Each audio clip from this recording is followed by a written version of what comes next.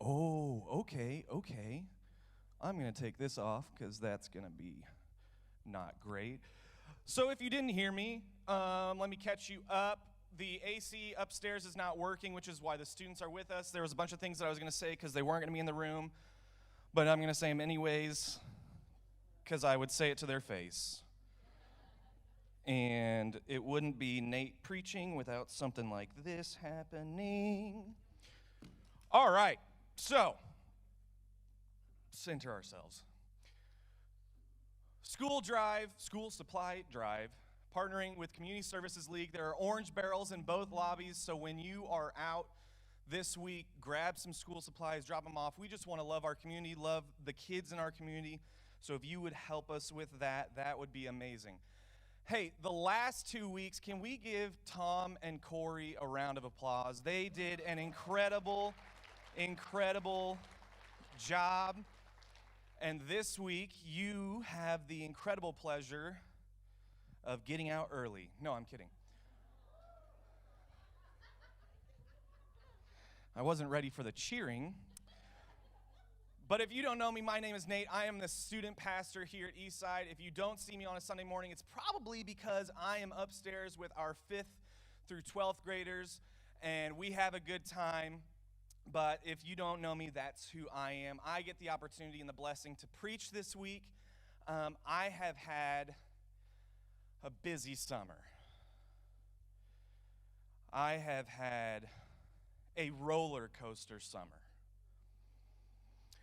So my students may not know what this is, but if you have been around for a little bit, you might know something that I like to call the post-excursion slideshow. Now, nowadays, they just send you pictures every day of what they're doing, but if you were like me growing up, we just waited until mom and dad got back from vacation and there was a slideshow. Maybe some of your friends and family members did that too. You got to sit there for about 2 to 3 hours while you heard about their vacation when you stayed at Grandma and Grandpa's, but it's okay, Mom and Dad. I had a lot of fun. I didn't want to go to Europe to see my brother. But this morning, that's what I want to do because I have been on an excursion. I've been on 2 excursions, actually. The first of which was down in Roach, Missouri. Middle schoolers, what? We went down to Roach, Missouri to the Lake of the Ozarks for middle school camp. And I don't know if you've ever had this, but when you do something for the first time, it can be really stressful. So last year was my first time taking students and being in charge of them, and basically just my main goal was keep them alive. That was last year. The first time you do it, you set up the systems, you have the templates that you need, you build all that the first year, and then the subsequent years are a little bit easier, and that's what this year was. It was a little bit less stressful. So like each of the boys and girls cabins have a tub of like first aid kits and towels and extra shampoo because someone usually forgets theirs.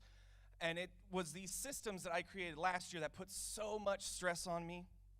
And this year, I already had all the systems in place. And I was feeling a little bit more easy. And the Lord knew I was feeling easy and said, I won't have any of that.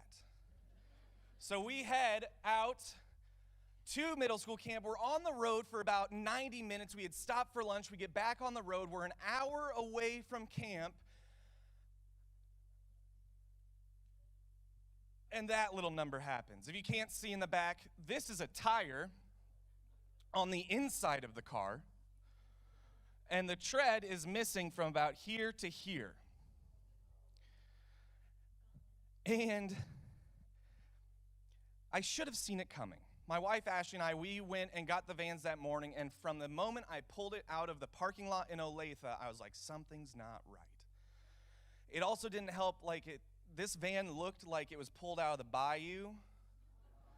It is caked in about half an inch of mud. And I get on the highway to bring the van here. And you know if you crack one window and it does that weird messes with your ears?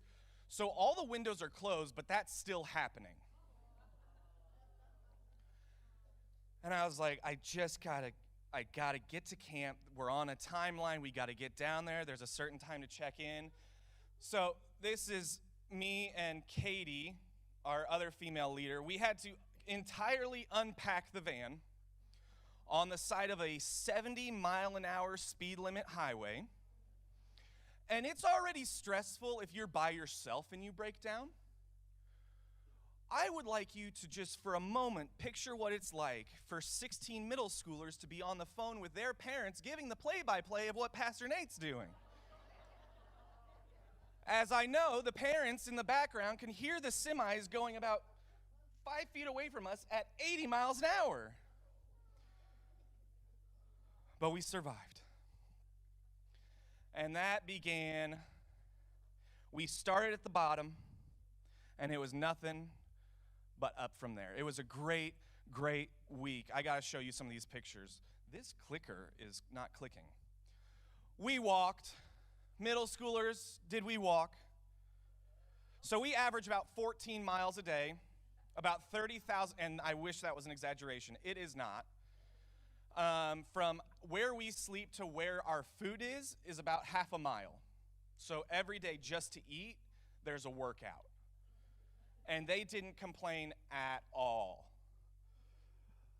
This is the cave behind some of our girls. The cave was the best part because if you remember, if you can kind of think of like the middle of June this year, it was around an average of 92 for the high and about 800% humidity. But the cave, I don't know if you've ever been in a cave in the middle of June in Missouri. It's about 30 degrees cooler, just naturally. So the cave was a nice little respite from the extreme heat and humidity that was waiting for us outside.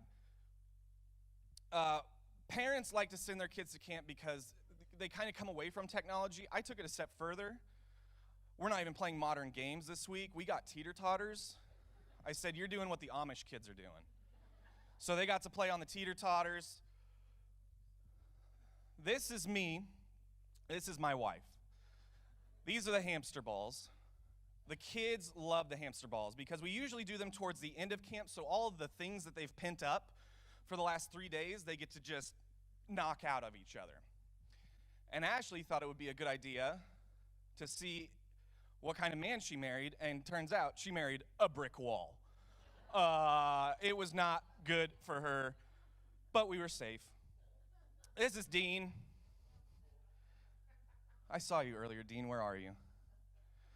Dean. If you remember last year, Dean found the mud pit. This year, the swine within him yearned for the mud again. Although it was a little bit disappointing because it was mostly water. There was not a ton of mud. But he's giving crocodile, just lurking.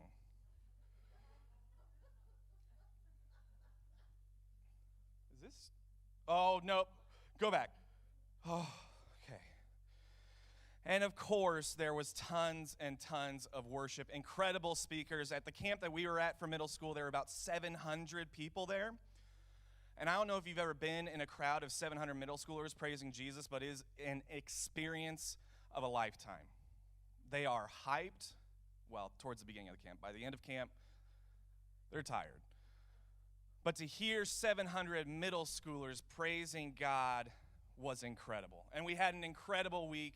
Everyone who I took to camp came back, which, I'll be honest, for a student pastor should be your only requirement for me, because it was pretty hard that week. But we got them back, and that was June, and then July came.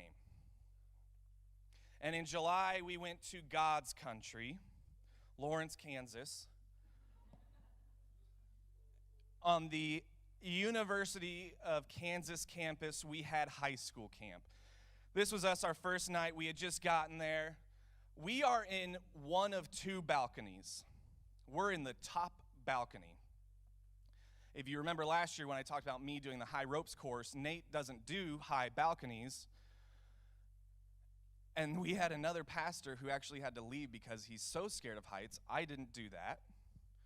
I just stood there with my toes digging into my shoes, trying not to fall.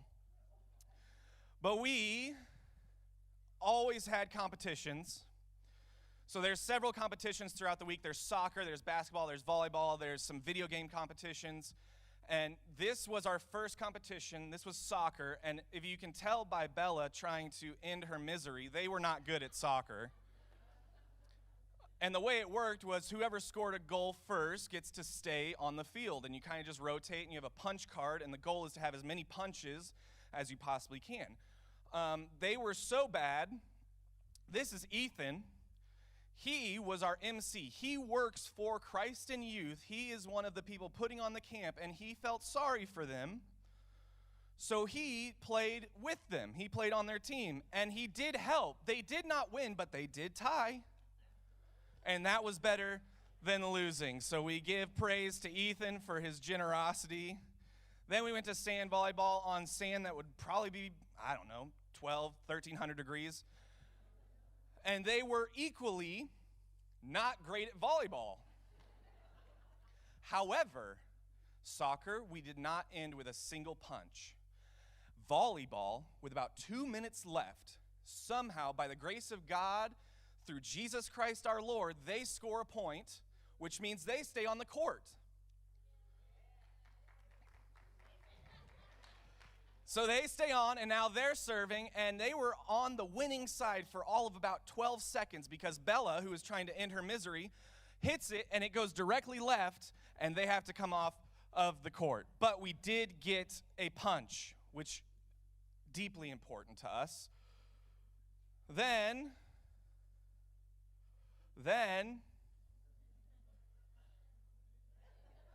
no, wait, yeah, that's the next one. Then we had what was called spectacle before our evening session. Now spectacle, this one, they didn't know what was happening.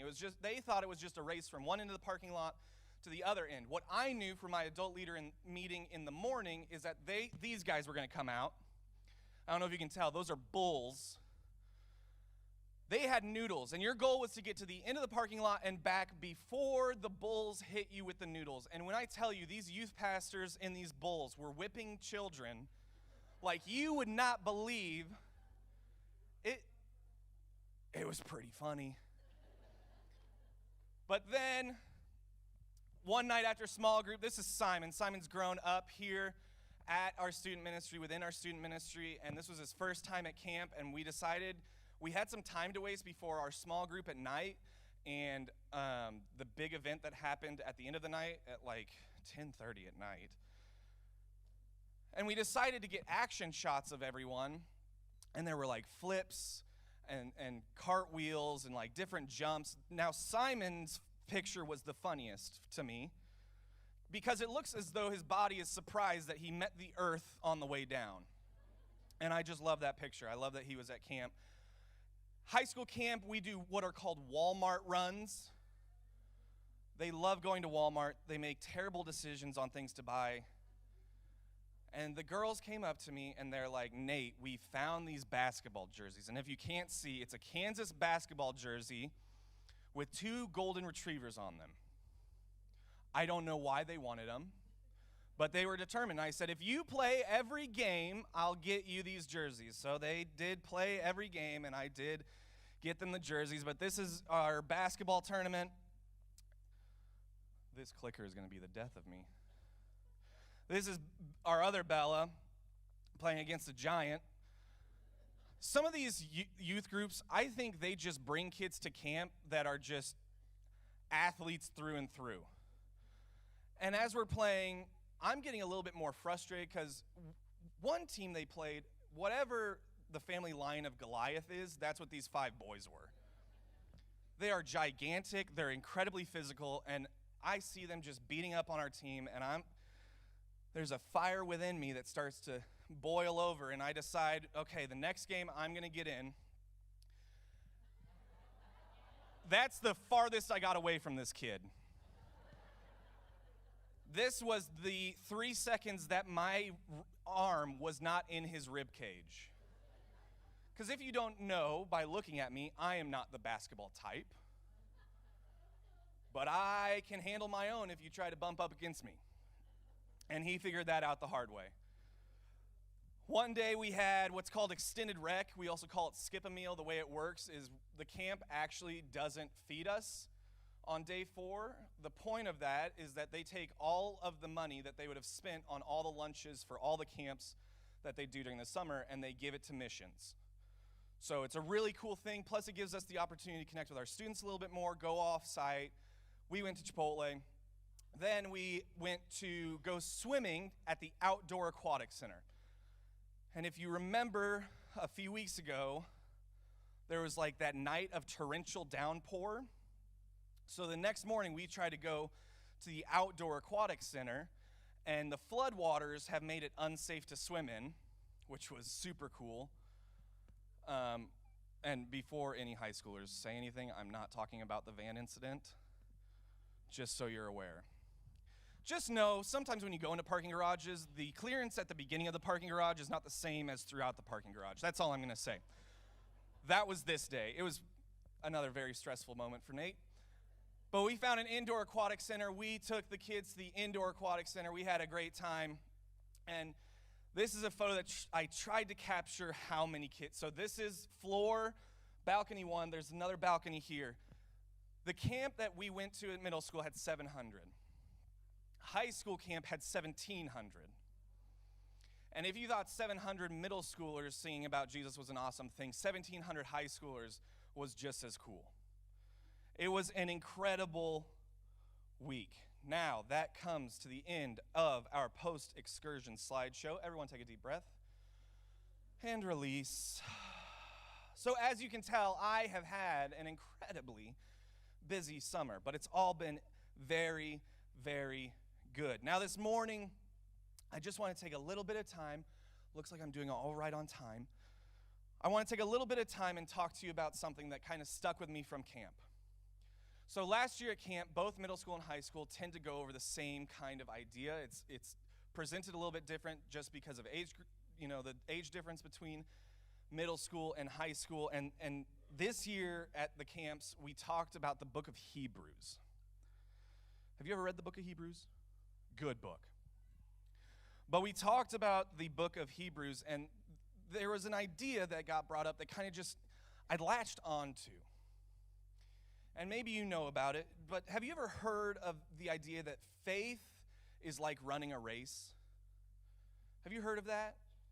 So, Paul writes to Timothy from prison cell in Rome, and he says, I have fought the good fight, I have finished the race, and I have remained faithful. So this idea of a race being the journey of faith is what I want to talk about this morning.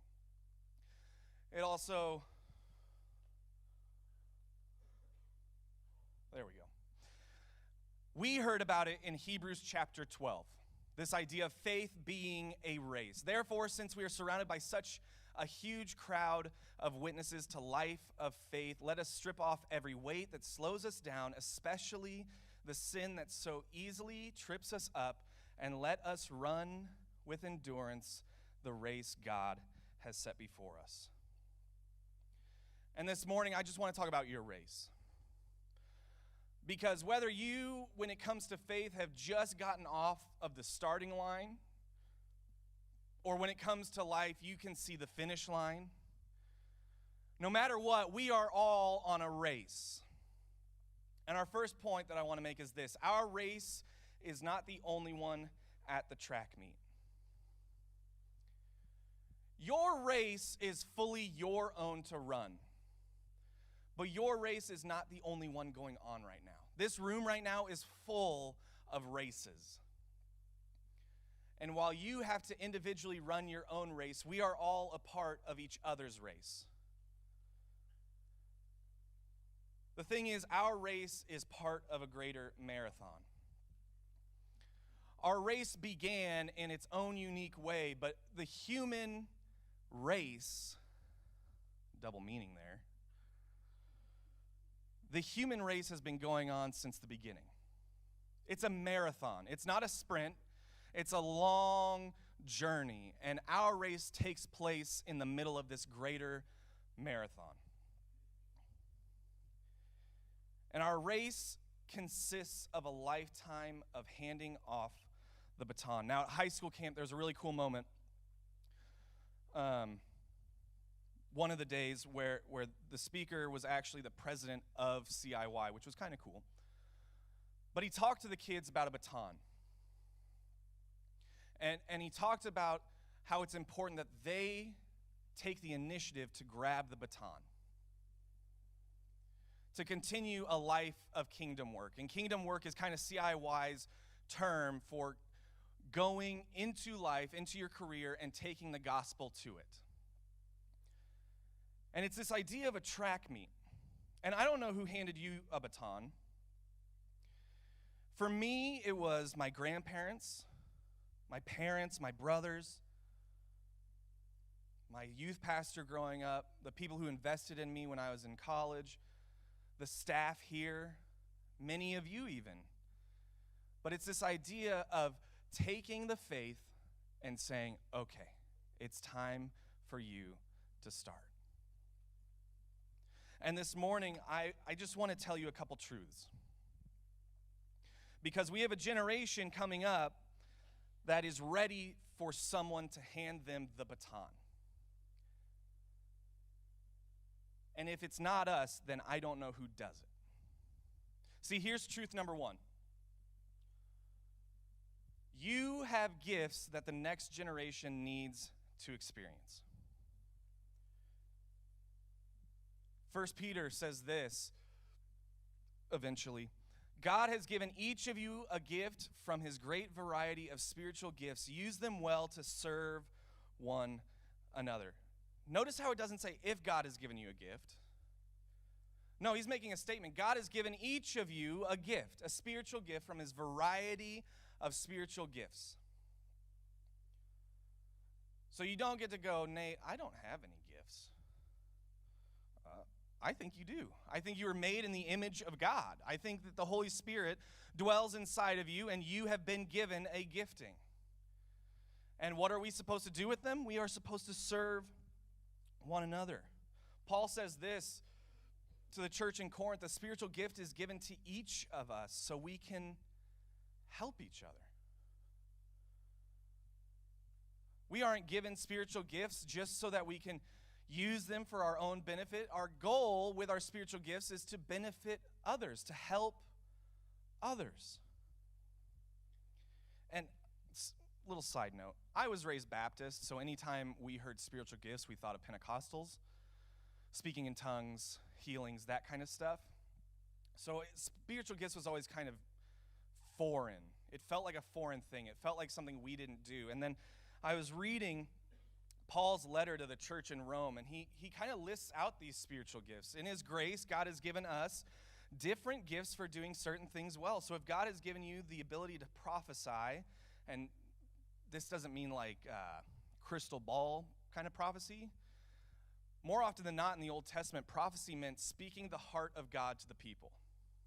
So when they got off course from what God wanted, they would speak the heart of God. They would correct the path. And our students, sometimes they get off on the wrong path. Maybe your gift is prophecy. Speak out with as much faith as God has given you. If your gift is serving others, serve them well. If you are a teacher, teach well. If your gift is to encourage others, be encouraging. This was part of the thing that was like, I didn't want the students to be in here but we're here anyways, and we're just going to power through. Okay, students? Wonderful. For many of you growing up, the hate, the bullying, the things that you would receive were from people within your circle. They had to know you. They had to see you in the world. They were in your schools. They were in your towns. They were close to you. This generation is growing up, and it's not the people in their class calling them fat. It's the people across the world. It's not their neighbor down the street calling them ugly, calling them worthless, telling them that they should end their life. It's the people across the world that will never know them. And as much bullying and hate that you receive, this generation sees it more and more, and it's not from people that they can look in the eye. It's from people behind a screen that feel powerful with a keyboard. And if your gift is encouraging, if you have the spiritual gift of encouraging people, let me tell you, this generation needs you. Because there is no generation, in my opinion, that has had a harder time loving themselves and loving their neighbors because of the hate that they receive on the internet more than this generation. So if you have the gift of encouraging, if you can go to a student and lift them up, if that is your spiritual gift, please, please use that gift to raise them up. If God has given you leadership ability, take the responsibility seriously. And if you have a gift for showing kindness to others, do it gladly. You know, I don't want this to feel like a guilting thing. Although, now that the students are here, it kind of feels like I did this weird bait and switch, like you have to look them in the eye after this. That's not what this is about. See, I had worked at Eastside for 5 years, and it was 5 years that I told myself and others that I would never work in student ministry. They smell.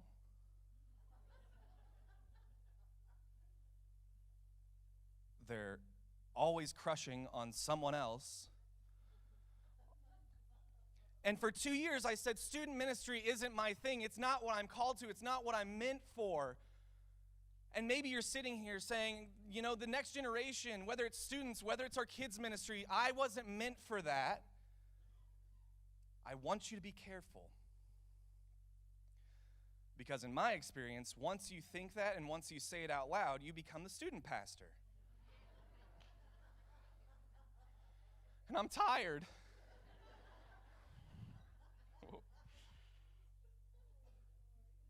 Here's the thing.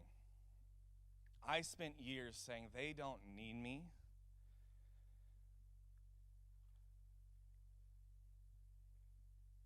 And quietly, within my own spirit, I said, I don't need them.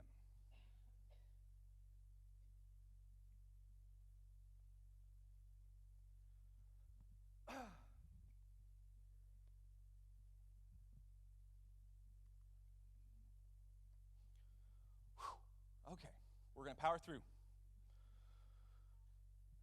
The next generation needs you. And more importantly, I think a greater need that we need to recognize is you need the next generation. And that's coming from my own life. I've been lucky that I get to keep kids alive for 2 weeks. They need me to keep them alive, to tell them to not do the things that are not going to keep them alive. And they have, at the same time, held a mirror up to me to show me the places that I need to grow. They have shown me the times where I am not reflecting Jesus to them. They needed a student pastor. And I was lucky enough to fill that role. But I needed them. I needed them to help shape me into the image of God. And so if you're sitting there and you're saying, they don't need me. And if quietly in your own spirit you're saying, I don't need them. I have a challenge, and this is my challenge for you. If you're feeling like you want to get involved in student ministry, do not tell me today. 2 big reasons. I don't want you to feel guilty. I don't want you to do it because you feel ashamed. I don't want you to do it because of bad reasons. The second thing is, if you tell me anything on a Sunday where I'm preaching downstairs, I'm immediately going to forget that we ever talked. But this week, here is my challenge. My challenge for you is to pray a prayer and say, Lord, where does the next generation need me? It may not be a small group leader. You may not be running games. You may find that your spot is a lot more comfortable cleaning up, which we need, because you know who's messy? Teenagers. Maybe your place to help the next generation is cooking. You know who's hungry? Teenagers. They are eating me out of house and home. But maybe you are a leader. Maybe you are a teacher. Maybe your job is more so to encourage their spiritual gifts, to foster and cultivate their spiritual gifts. Maybe that's your place. So my prayer, my challenge for you is to pray this week, Lord, where does the next generation need me? And if you're feeling very bold, I have a scarier prayer. This week, in the stillness, in the quiet, if you want to scare your prayer, you could say, Lord, where do I need the next generation? What parts of me are you going to use these youngins to change? And I say it's a dangerous prayer because it's probably going to happen. I have yet to meet someone who gets involved in student ministry and doesn't come out more changed than they were when they went in. These kids mess with you. They change who you are. God uses these teenagers and their breakups and their drama, which I have learned to just enjoy so much. The middle school girl's favorite thing to do each Sunday morning is tell me who they're dating that week. And if you think that might be something that you enjoy, because the tea is always hot upstairs.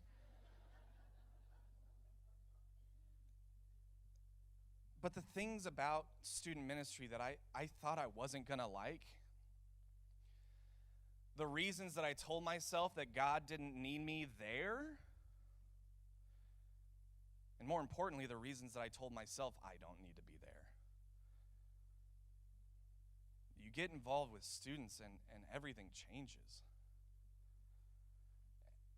And I would really encourage you, if you kind of listen to what your friends put on Facebook about the next generation and how, lazy and phone dependent they are, how they don't have any real problems. Sure. You can listen to people on the internet who have never interacted with Gen Z or Gen Alpha, or I'll see you upstairs. And you can see a group of young people who are hungry, who are begging for the baton, who are full of kindness and generosity. The things that we are seeing in the next generation, I was able to talk about this last year a little bit. The things that we're seeing in the next generation, the characteristics of Gen Z and Gen Alpha, I truly believe God will use them to change everything. And it might even change you. So my prayer is, would you just be open to that? Would you be open to getting involved in students, getting involved in kids? And take the time to say, God, where do I need the next generation, and where does the next generation need me? We good? Sorry, I got emotional there in the middle of it. It's no big deal. Therefore, since we are surrounded by such a huge crowd of witnesses, some translations say cloud of witnesses, and the morning that Ashley and I went to go pick up the vans for camp, I walked out my front door, and it was just the densest fog. And then later in the week, we heard this verse, and the translation that they used said cloud, and I kept picturing myself on my front step in the dense fog. What would it look like if we, who are older in the faith, go to the young ones and we surround them? Not just look at a distance, not just say, hey, do this, don't do that. But what if our faith, our race that we're running, we could surround them and be the encouragement that they need to run their race. What would it look like for Eastside? And you say, Nate, what happens if all of us agree to work in students? I will weep for a week at the faithfulness of God. And you say, Nate, what if none of us sign up? I will weep all week at the faithfulness of God. Listen, this is not something that I want you to decide hastily. It's nothing that I want you to decide out of guilt or pressure, which is why I don't want to hear about it today. But this week, the next following weeks, would you just take time and sincerely ask God? And maybe this isn't your time. Maybe this part of your race isn't the time to get involved in students. Maybe it's not the time to get involved in kids. But would you say, Lord, when the season's right, would you tell me? I want to be a part of changing the world. I want to be where the world changers are. And I'm going to tell you right now, the world changers are the youngins. Would you accept that challenge this week? Our closing thought is this: you are a part of the witnesses that help the next generation run their race. Holy smokes. Is anyone else hot? It's muggy in here. Church, I don't know what you think of that. I don't know. It was just on my heart, so I thought I'd share it with you. I've had an incredible summer. I'm already planning next summer.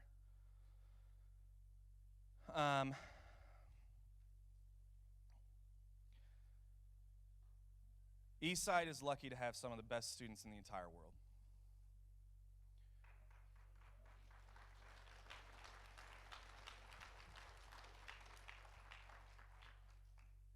And I think if you gave it a shot, you might actually like it. But here's my challenge. Don't wait as long as I did. It took me 5 years and kind of being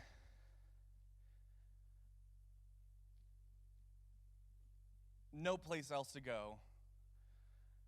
And they said, Nate, you're our student pastor. And I said, oh, dadgummit.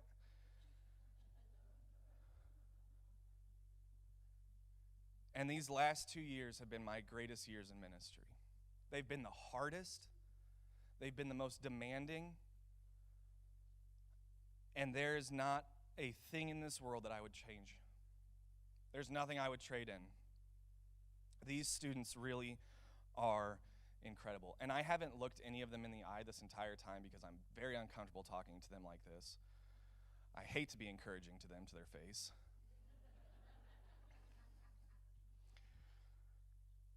Church, would you stand with me? I'm getting you out 6 minutes early.